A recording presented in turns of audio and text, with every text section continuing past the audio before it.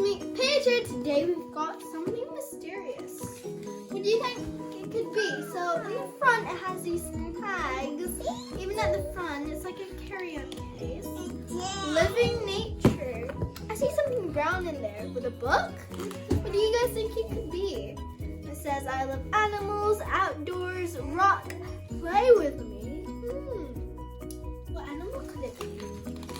Okay, so let's see what's actually inside this mysterious cage. So we got straw, and then I see a booklet. It says living nature with a deer in the front. And then there's many interesting facts about it. Let's see what we've got. Oh my god, guys, look, we've got a brown bear. Oh, it's so cute and huggable. Let's see if it's got a name. Oh, you can call it whatever you like. And here's the tags.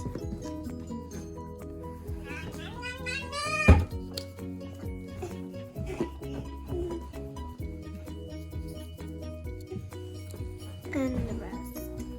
Thank you, Kit Kat and Living Nature, for this cuddly, fuzzy, huggable bear. I love him so much.